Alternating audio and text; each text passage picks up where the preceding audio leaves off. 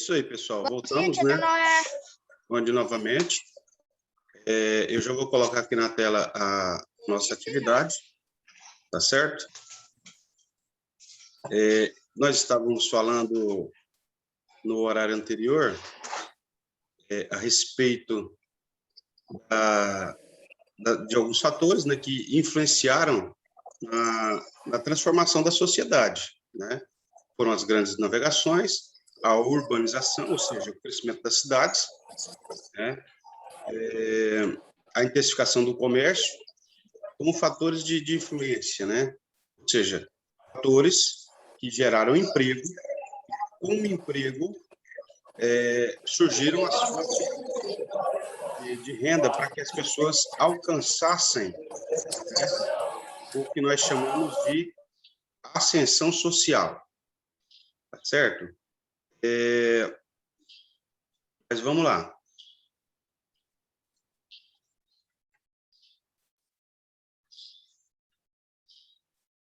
Miguel, lê para nós esse parágrafo.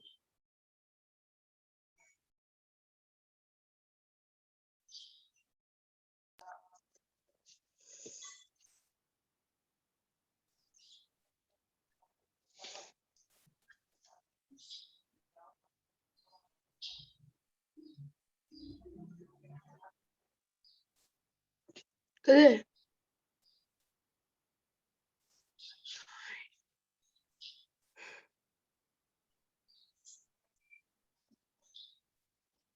Nesse período, o poder estava centralizado nas escolhidas As por mãos, Deus. por uma linha. As mãos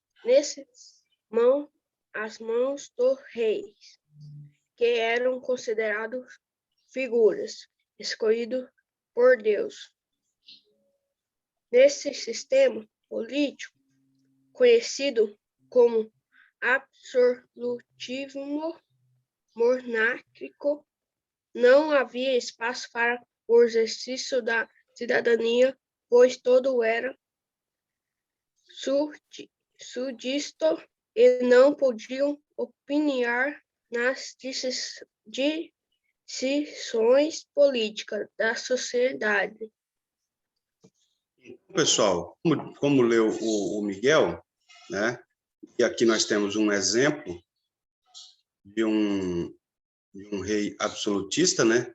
Luís XIV. E como eu já disse para vocês, nesse período aqui, havia uma influência da igreja sobre o Estado, né? De modo que a própria igreja trabalhava para que as pessoas aceitassem as condições em que viviam, né? Por exemplo, uma das coisas que chegou a ser alegada é que, se você nascia pobre, você tinha que crescer pobre, viver pobre e morrer pobre. Você nasceu como servo, né? Ou um colono, né? Um trabalhador, Deus te queria daquela forma, né? Isso auxiliou no absolutismo monárquico. E esse absolutismo, ele quer dizer o quê? Quer dizer que o poder, as decisões, elas ficam centradas na mão de uma única pessoa. Hoje, por exemplo, nós aqui no Brasil, nós temos o poder executivo, o poder legislativo e o poder judiciário. Então, nós temos aí, né, na esfera federal, estadual e municipal. Na esfera federal, por exemplo, nós temos o presidente, que é o poder executivo. Nós temos os deputados e os senadores, que representam o poder legislativo. E nós temos aí os ministros do STF, que representam o judiciário. Tá? Isso numa esfera federal. Claro que existe a mesma hierarquia ou a mesma divisão de poderes na esfera estadual e também na esfera municipal, né? Então, teoricamente, o legislativo, né? Por exemplo, no nosso município nós temos os vereadores. A função do legislativo é elaborar leis. A função do executivo, na pessoa do prefeito, é fazer cumprir as leis, certo? E o judiciário, ele serve para quê? Ele serve para julgar a moralidade das leis criadas. Elas estão dentro da Constituição ou não, certo? Então, o judiciário, ele julga, ele analisa. Vamos dizer assim, um juiz, ele é um estudioso das leis vigentes no nosso país, no nosso estado e no nosso município. Por exemplo, vamos supor que o governador ele cria uma lei e alguém se sente lesado por ela. A pessoa entra com um processo judicial e quem vai determinar isso são os juízes, né?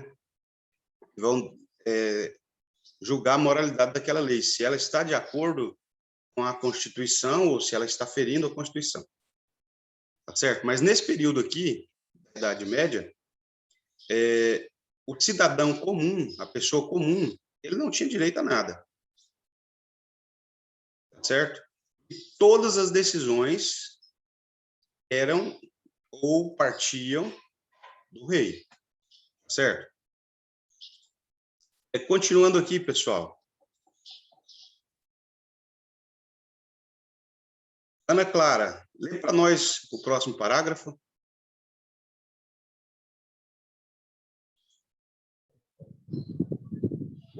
Porém, a partir do século X, os burgueses, um novo grupo que havia surgido e enriquecido com a intensificação do comércio, buscavam espaço no poder e não concordavam com os impostos que eram obrigados a pagar, enquanto os nobres eram dispensados dessa obrigação.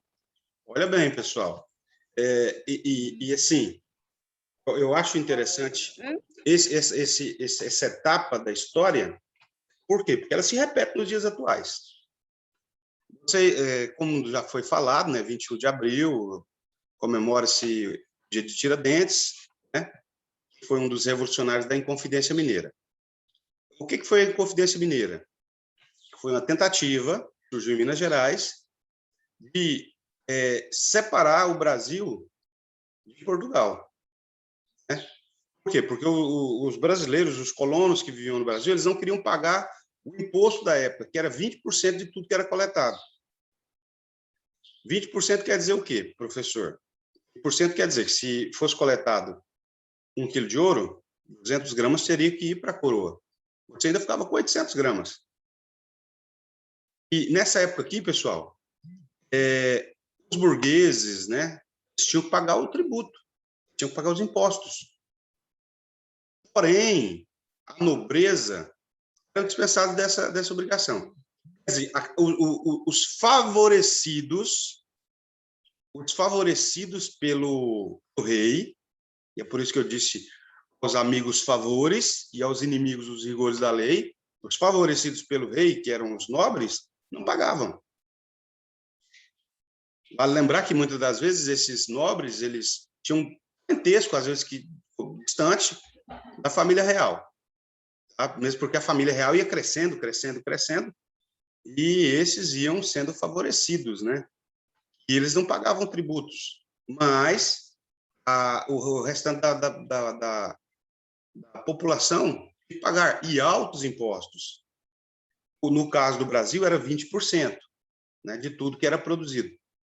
E aí, pessoal, hoje, o trabalhador, e os pais de vocês às vezes falam, às vezes não falam, mas chega a pagar, sabe quantos por cento de imposto? 50%. dependendo da faixa salarial dos pais de vocês, eles chegam a pagar 50% do que ganha de imposto. 27,5% de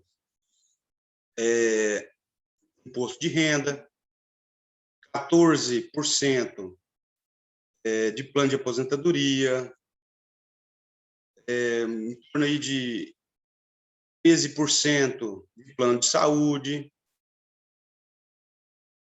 certo? Aí, quando você junta tudo isso, vai dar quase 50%. E aí tem alguns outros impostos que vêm, falando de imposto direto na fonte, fora o imposto que você paga quando compra e vende. Certo? Então, só para vocês terem uma ideia, hoje, em média, o brasileiro, eu até comentei isso alguns dias atrás com vocês, hoje, em média, o brasileiro paga de imposto o que ele ganha de 1º de janeiro a 1º de maio. É tudo imposto. A partir do dia 2 de maio para frente, é o que ele começa a receber. Isso em média. Tem gente que paga mais, tem gente que paga menos. Tá? Então, nós vivemos sob uma carga tributária muito alta, muito imposto. Às vezes, você pensa assim, não, a pessoa ganha bem, mas boa parte que ela receberia é imposto para o governo. Certo? Então, na Europa medieval, a carga tributária também era muito alta. Detalhe, pessoal, vocês sabiam que vocês têm que pagar imposto pela casa que você mora? Você sabe disso? Sim ou não?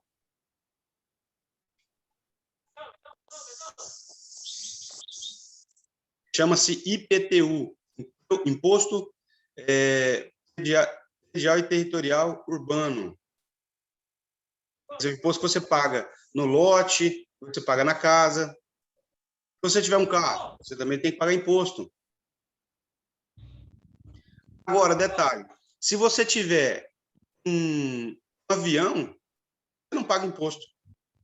Se você tiver um iate, você não paga imposto. Repete-se mais uma vez. Os nobres, quem tem avião é multimilionário. Quem tem iate, multimilionário. Então, os mais favorecidos são beneficiados também na atualidade. Tá? Infelizmente, entra presidente, sai presidente, continua do mesmo jeitinho. Vamos lá. Próximo parágrafo. Eu vou ler aqui, pessoal. Relacionado a isso, no século XVII, X, V e I, 17. X vale 10, o V vale 5 e o I vale 1. 10 mais 5 mais 1 mais 1, 17. Pensadores europeus começaram a desenvolver propostas para questionar os padrões políticos impostos pelos governos da época. Foi um período intenso de transformações sociais, políticas e econômicas.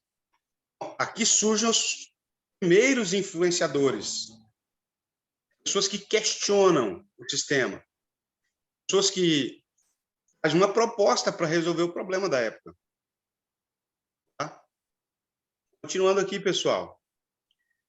Diversas ideias surgiram na busca de uma sociedade mais justa e igualitária. Muitos filósofos se dedicaram ao estudo de tais questões na tentativa de encontrar soluções para a situação que viviam. Esse conjunto de ideias inovadoras ficou conhecido como Iluminismo. Adenauer, o que é Iluminismo? Olha bem, esse período aí de aproximadamente 1.200 anos, que é o período da Idade Média, ele também ficou conhecido como Idade das Trevas. Por quê? Porque foi um período de muita dificuldade, tanto intelectual, quanto política, quanto econômica. Então, a maior parte das pessoas, elas não tinham acesso à leitura, elas não tinham acesso a uma alimentação adequada, elas eram privadas de praticamente tudo. Por isso, foi chamado de Idade das Trevas. Então, se você está no escuro, você não enxerga nada. quando acende a luz, aí você começa a visualizar o ambiente que te cerca. Foi chamado de iluminismo justamente por isso, porque foi um momento em que surgiu uma luz nas trevas que haviam naquela época. Tá? E esse movimento chamado iluminismo, ele vem justamente para questionar o modo como as decisões elas eram tomadas. E, claro, esses homens que influenciaram, eles tinham um poder aquisitivo alto. Tá? Não pensem em vocês que alguém sem poder aquisitivo tinha condições de influenciar naquela época. Continuando, aqui, pessoal, nós temos um desses pensadores, né? É chamado de Montesquieu. Tem uma estátua dele na Praça de Quinconces, em Bordeaux, na França. Tá? Ó, entre os pensadores destacam-se John Locke, Montesquieu, Voltaire, Jean-Jacques Rousseau, Diderot, D'Alembert. Aqui são alguns nomes, às vezes um pouco estranhos para vocês, porque são nomes franceses, né, nomes de outras nações, mas esses homens, pessoal, eles trouxeram influências para que hoje você tivesse a possibilidade e o direito de ir a um médico, de poder estudar, de ter alimento na sua mesa. Tá certo? São homens que, com o seu poder intelectual, influenciaram a época, e essa influência ela se estendeu até os dias de hoje. É claro que muitos problemas, né? Não estou dizendo que nós vivemos num mundo perfeito, não é isso. Mas, se não surge esse movimento chamado iluminismo, olha lá que nós estaríamos ainda vivendo no modelo da Idade das Trevas. Tá? Ao refletir e propor mudanças na sociedade, esses pensadores também trouxeram novas noções de cidadania para a época. Vamos conhecer melhor algumas dessas ideias, né? Inclusive de dois deles. Montesquieu, Charles Louis Secondat, mais conhecido como Barão de Montesquieu. Como eu disse, um homem de alto poder aquisitivo, um barão. Era um título de nobreza, né, conferido a pessoas que estavam ligadas à corte. Foi um importante político e filósofo francês. Em 1721, publicou sua obra Cartas Persas, na qual criticou o autoritarismo político na época.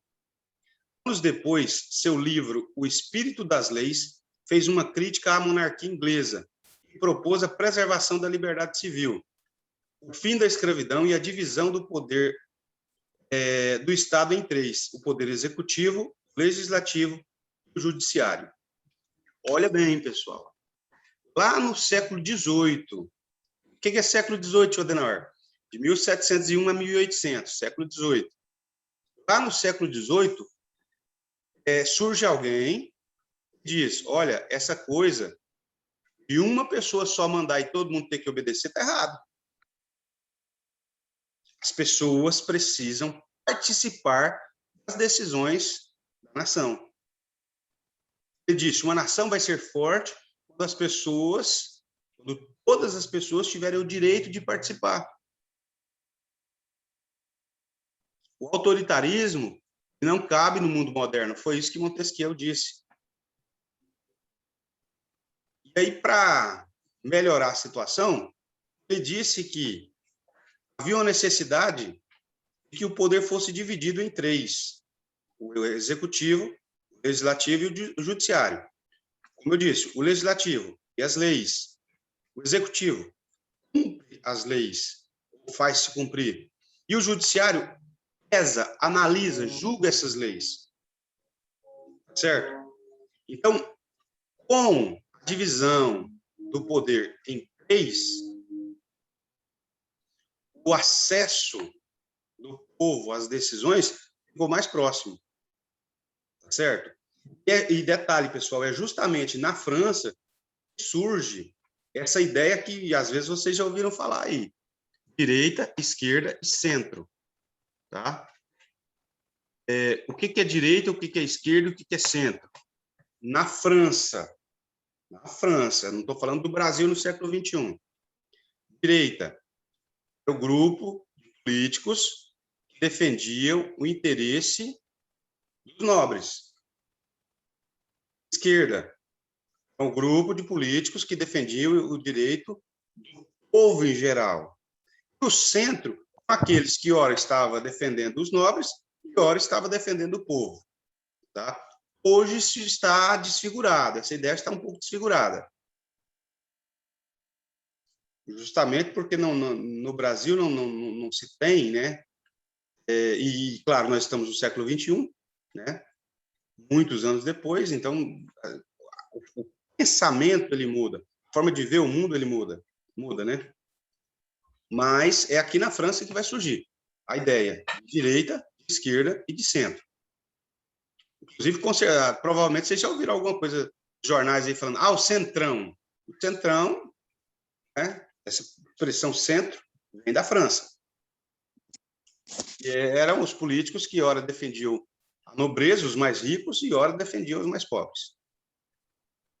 Em sua proposta, o rei era apenas um executor das ações decididas pelos três poderes, de forma que o poder não ficasse somente nas mãos de uma pessoa. Aqui, nós vamos entender o quê? Que as decisões elas não são mais autoritárias e arbitrárias. Elas precisam ser regulamentadas, precisa de regra. No nosso município tem regra, tio Denar? Claro que tem. O povo cumpre todas as regras? Aí já é outro detalhe, né? Mas existem regras. Na sua casa tem regra?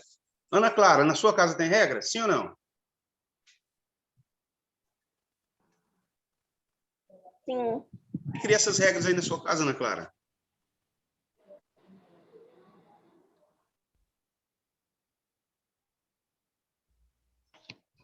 E aí, você sabe Eu dizer? não sei. Você não sabe dizer?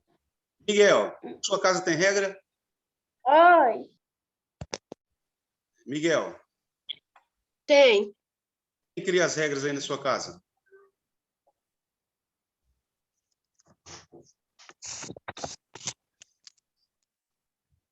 É,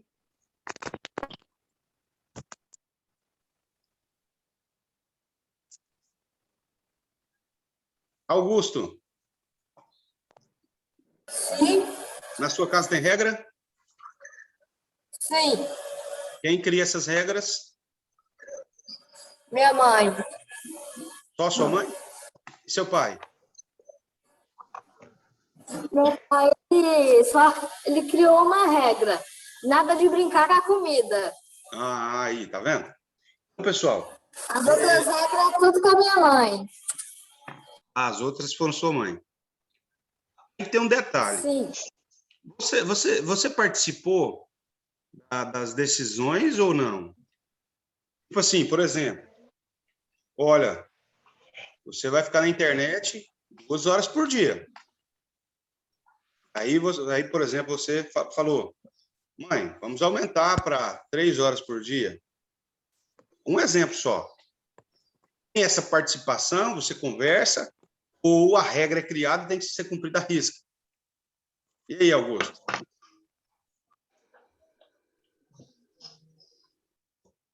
Tipo assim, o horário da TV acabou. Não, mãe, vamos mais um pouquinho. E aí, Augusto, você participa? participo. Sim, muito bem. Então, pessoal, é mais ou menos isso, né? A proposta do Montesquieu é justamente isso, que o povo tenha liberdade de se expressar, de participar das decisões que são tomadas. Hoje nós chamamos de plebiscito. Plebiscito. Né? Quando vai ter uma decisão, até certo ponto polêmica, faz um plebiscito. Ou seja, todos opinam sobre aquele ponto em questão. Né? E aí, uma decisão. Miguel tinha levantado a mão, Miguel. Pode falar.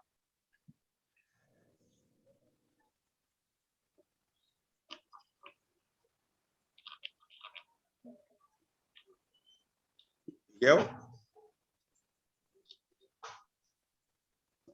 É meu pai que cria as regras e eu tenho que rastelar o quintal, arrumar as camas minhas. Domingo eu só posso mexer 2 horas no telefone. São algumas regras, né? Você participa na hora da criação das regras? Por exemplo, você tem que rastelar o quintal. Por exemplo, não, então vamos fazer assim.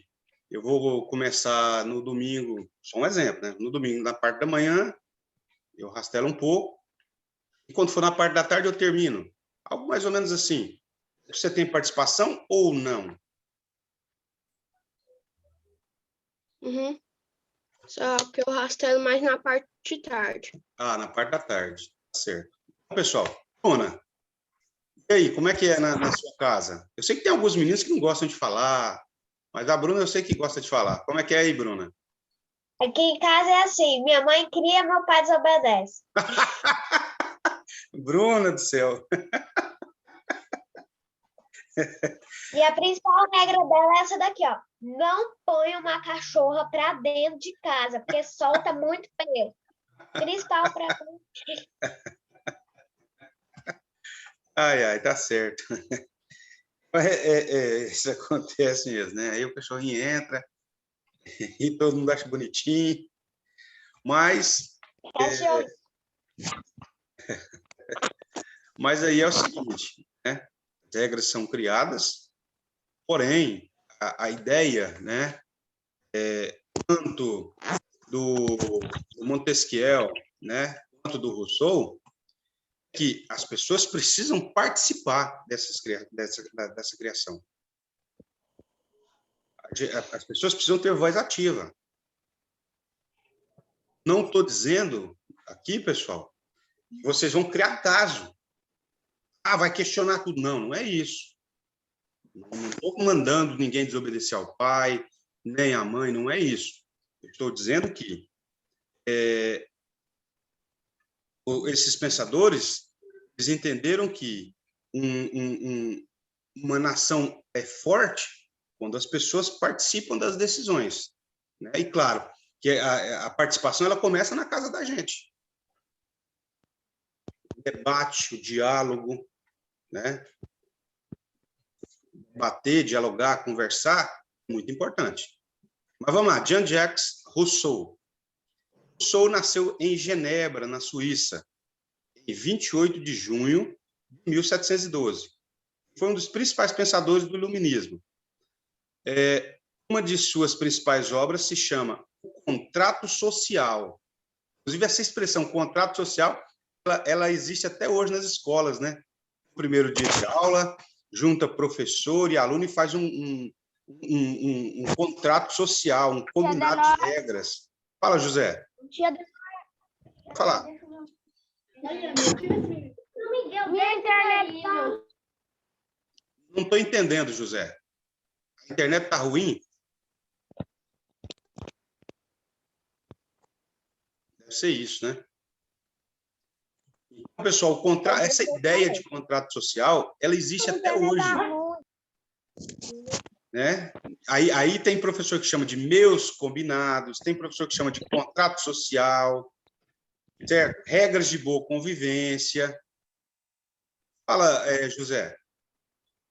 Dá pra sair, tia Dé? Minha internet tá ruim, não tá dando pra eu entrar, fica saindo toda hora. Mas você não está conectado agora, José?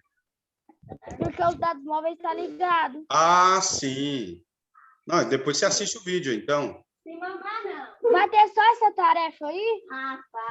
Só. Hoje só. Então depois eu vejo o vídeo. Tá bom. Bruna, pode falar. O diálogo aqui em casa é assim, minha mãe manda o seu bebê. Outra diálogo aqui em casa é assim, os outros mandam, você tem que obedecer, porque senão você se lasca. Tem uma expressão, Bruna, que diz assim: manda quem pode e obedece quem tem juízo. Eu sempre obedeci. Mas vamos lá. Então, eu tenho que obedecer, né? Repete de novo, Bruno. Eu não entendi direito. Deu uma falha na conexão. Então, já que eu tenho juízo, eu vou obedecer mesmo. Exatamente isso. Quem tem juízo obedece, senão tem as consequências, né? E essa obra, o Contrato Social, foi publicada em 1762. Para ele, ou seja, para o Rousseau, o povo é soberano. Ou seja, é dele que se originam o poder e a autoridade. Assim, o governo deveria representar a vontade geral do povo. As ideias de Rousseau e de outros iluministas influenciaram movimentos do século XVIII, e, entre eles, a Revolução Francesa. Observa bem, gente. Aqui está o segredo, né? Aqui está o segredo. O segredo de que muitos políticos chegam, no caso do Brasil, chegam ao poder, por quê? Porque falam o que o povo quer ouvir. Políticos vencem eleições falando o que o povo quer ouvir. Um político famoso que ele diz assim: eu falo o que o povo quer ouvir e eu faço o que eu quero fazer depois. Ponto. Infelizmente isso acontece, né? O povo, segundo Rousseau, ele é soberano. A vontade do povo precisa ser respeitada. Tá? E aí, essa ideia, né? Essa influência causou o que nós chamamos de Revolução Francesa. Tá? E é isso que nós vamos comentar agora. Eu nem vou ler esse primeiro parágrafo aqui, pessoal. Ó, nem vou ler. Eu vou só fazer um comentário. Haja vista que eu já até falei com vocês a respeito da situação da época, né? Só que aqui aconteceu o quê? Na época, o poder ele era polarizado, né? As grandes nações da época eram a França e a Inglaterra. A Inglaterra tinha a sua colônia, que é os Estados Unidos. E os Estados Unidos queriam a independência. O que os franceses fizeram? Se aliaram aos americanos, deram arma, comida, soldados, para que eles guerreassem contra a coroa britânica, contra os ingleses. Fazendo isso, note bem, eles pensavam que a Inglaterra ficaria mais fraca. Porém, o que aconteceu? Quando eles tiravam a comida e levavam para a América do Norte, ou quando eles deixavam de investir no povo e passavam a investir em armas para mandar para a América do Norte, eles deixavam o povo passando fome. Inclusive, eu até destaquei aqui no texto, ó, a escassez de alimentos. Tá? Então, por causa dessa guerra pela independência dos Estados Unidos, que foi financiada da França, o povo francês passou a viver com escassez de alimento. Eles não tinham o que comer. Gente, eu posso dizer para vocês com toda certeza, ninguém segura o povo passando fome. E a França, lá no século XVIII, deixou de garantir o básico do povo para mandar dinheiro para outro país. Isso, a França, na época, ela era governada por Luís XVI e Maria Antonieta. Essa Maria Antonieta, vocês vão ouvir falar dela muito em história. Então, as pessoas vivendo nessa miséria toda, enquanto a realeza esbanjava, trouxe um descontentamento popular muito grande. E o povo não aceitou. O povo não aceitou. Tá certo? E aí, o que vai acontecer? Essa parte eu vou até ler aqui com vocês. Preste bem atenção. Os gastos resultantes da entrada da França em uma guerra dos norte-americanos contra a Inglaterra deixaram o país sem dinheiro, o que resultou no início da Revolução Francesa. Os revolucionários formaram uma Assembleia Nacional Constituinte e publicaram o texto. Olha o texto. Declaração dos Direitos do Homem e do Cidadão, que serviu de base para a formulação da Constituição Francesa de 1791. Então, pessoal, a fome cria esse marco, essa revolução, a mudança, o absolutismo, uma pessoa só mandando, para a democracia. O povo tem influência, poder de influência. Para lembrar, quero repetir isso aqui. Ter poder de influência, gente, não é causar confusão em casa, não é causar confusão na escola, não é causar confusão na rua, não. Não é isso, não. Simplesmente ter a liberdade de se expressar, respeitando o contraditório, respeitando o direito do outro. Eu torço para o Flamengo. Então, quem não torce para o Flamengo é meu inimigo. Não. O contraditório precisa ser respeitado. Tá? Então, vamos lá, pessoal. Olha como ficou. Aqui tem uma imagem, né? Vocês estão vendo aqui. Do início da Revolução Francesa, com o rei Luís XVI e Maria Antonieta na varanda do Palácio de Versalhes. Olha como ficou a situação. Está vendo aqui, né? Pessoal, a Constituição, contudo, não tornou todos os grupos da sociedade iguais, aptos a escolher seus representantes. O voto só era permitido a pessoas que tivessem determinada renda. Olha o problema ainda batendo na porta do povão. Se você tivesse de uma determinada renda para cima, você tinha direito de votar. Daquela renda para baixo, você não tinha direito de votar. Você ainda não era considerado um cidadão. Então, mesmo assim, havia uma segregação, um preconceito. O mais pobre não participa, somente os mais ricos. Tá? Simultaneamente a isso, a intervenção da Áustria e da Prússia na França para fortalecer a monarquia novamente foi entendida como traição por parte do rei, levando à sua destituição e à abolição da monarquia. Inclusive, pessoal, esse rei Luís XVI aqui, ele foi condenado. E até certo ponto, ele teria alguns privilégios ainda, né? No entanto, ele tentou retomar o poder. Ele tentou manter-se absolutista. E aí, por ferir o acordo, a Constituição, né? Ele foi condenado à pena capital, condenado à morte. Tá? E aí, aqui surge o quê? República Francesa. Tá? O que é a República? No caso, o nome do nosso país, República Federativa do Brasil.